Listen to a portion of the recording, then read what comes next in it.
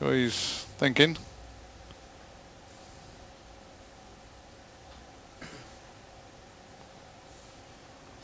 Went to his stack, came back, and now he's bet. 1,200 is the bet. Bit of a psychological move, wasn't it? He went to bet immediately, stopped, thought for a second, went back, and then now decided to bet as if he's saying, oh, hang on, is there a flush out there? And he knows damn well there's a flush out there, so it was a bit of a catch play, I think. Won't be interesting. There we go. He's not fallen for it. Yin reads it pretty well. Yeah. Well played on both sides. Well played on both sides. Chewy tried to put a sort of a move on him, didn't he? He went to his stack to bet, and he thought, hang on, let's just fade a bit of I've missed the flop, let me, oh, there's a spade there sort of thing. And then he bet, and Yin said, no, I'm having none of that. You've definitely got the spade. Thanks very much. You take it. I'm not going any further. Good play from both players, really.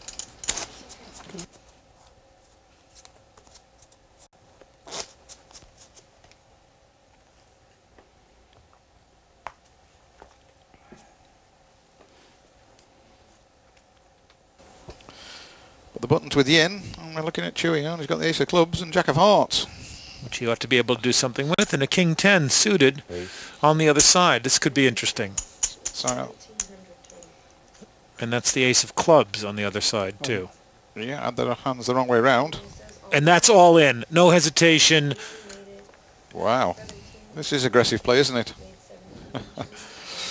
And this is going to be an interesting decision for Yin Kai Lin. He has the best hand, but let's see if he knows it. He put in a decent-sized raise.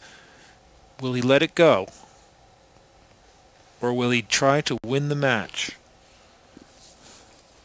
Regardless of the outcome, you've got to admire Chewy Gui Quinn's tenacity and nerve in this one, haven't you? It's a chance for Yin to put his opponent out. He's got an ace and a jack. He's a good favourite, 60-40 favourite in Yin's direction, but he has to call this bet first before he'll know that.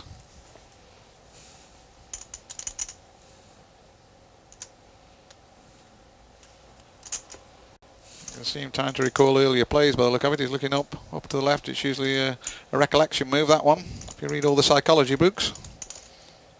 And you've read them all. Several. And written some. And look, he's getting them sunglasses ready for me.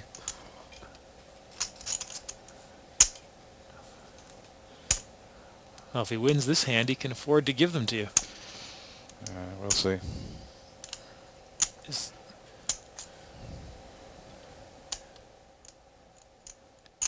Obviously, Yin's thinking back to earlier plays, and it looks to me like he's going to pass this hand, but once again, I don't want to second guess either of these players. This is very aggressive play. This guy's a dark horse in this tournament. This really is a dark horse we're watching here. He's having none of it, is he? I think out on that floor early doors, he probably got unlucky with a hand, and now he's showing us that he can play the game. He thinks, well, if I'm going to go out, at least I'm going to demonstrate on TV in front of the world that I know how to play this game. And this is some of the best play we've seen so far in this tournament, to be honest with you. Bit by bit, Chewy has worked his way up. It's about 22-18 at the moment. Remember, each player started with 20,000. And the big blind is Chewy this time, and the button's on Yin. Jack 10 on the button.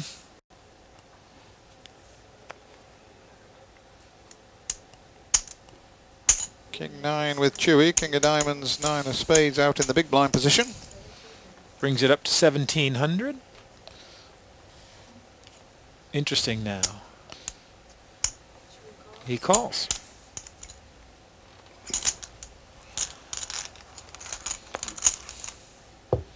Jack 10, King 9. And here's the flop. 3, 4, 7. Yeah, no help for either hand. King 9 still in front.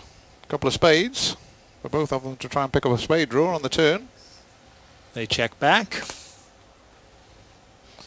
The turn's the ace. No help again, really, but one of them may want to represent this. Let's see. Check. Does he want to bet?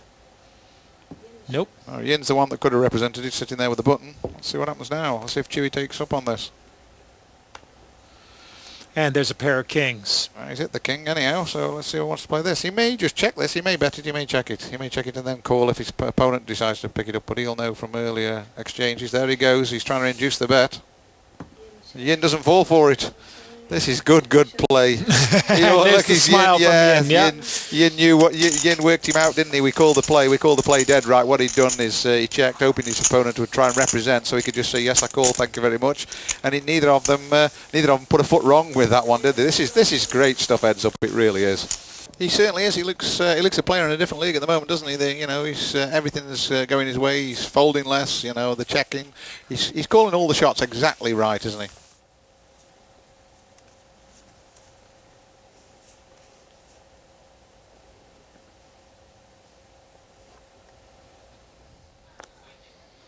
Well, this is Yin again. We know that from the card action. It's easy to predict, isn't it? 3-5 of clubs on the button. He calls. And Chewy with a king 9. King of hearts, 9 of diamonds. And he says he's all in going now. all in. Now the strategies have been reversed. Yeah. It sounds like it's like role playing, isn't it? And Yin will probably use the same tactic that Chewy's using on him and think for a few seconds and throw it away. Yin folds and shows him the cards to show him why he folded. Yeah, it's complete reversal of roles, isn't it? A lot more raising, a little bit less calling, and the response, check and raise. About 50-50. Yeah. But certainly the momentum seems to have swung to Yin. But the chart says it's 50-50 or not. The momentum's with Yin. This is Yin's hand. We know that from, once again, the way the first card comes up. Jack 3. It's like a race to see how quickly you can get that second card. I think he's willing something else decent to be behind. I think that's the way he's looking at it. He's saying, look, oh yes, now it's worth squeezing. And sometimes it won't be worth squeezing, obviously. One of them's going to have to take the initiative, and I think Yin's the most likely one to do it just at the moment. Of course, I'm opening the door here for a big fall, I understand that. On the very next deal, perhaps, but we'll see.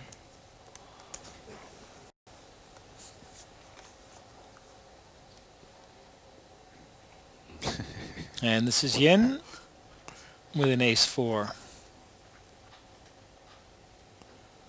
Probably some form of raise. I just don't know how much just at the moment, or maybe not. Yeah, there we go. Oh, I see what he's done. Yeah, he's stacked his chips, larger denomination to one side. All in. And Chewy's going all in. Yeah. This is what Yin was doing to Chewy earlier on. Exactly. Now let's see what Yin wants to do with the hand that Chewy had earlier. Well, actually, it was the other way around, wasn't it? Chewy did manage to pass the best hand by a fraction, and a number of times he did. Yin hasn't got the best hand. So if he calls this, he isn't going to be in the greatest of shapes, is he? Tense moment.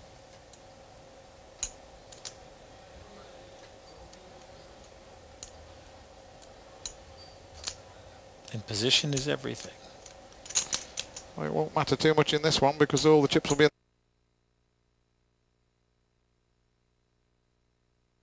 Mike, to be honest with you.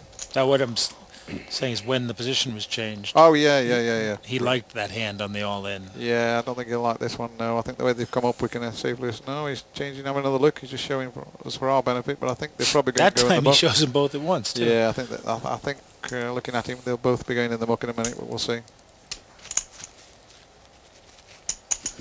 I don't know, I'm going to extract myself if he doesn't, but let him make the decision. Oh, there they go. And Yin does fold. Absolutely right, Pete. Yeah, quite a good play there from Chewy, because even though he had the best hand, he didn't realise he had the best hand. And once again, he's swinging the match around, isn't he? It really is on a knife edge. It can go either way at this point.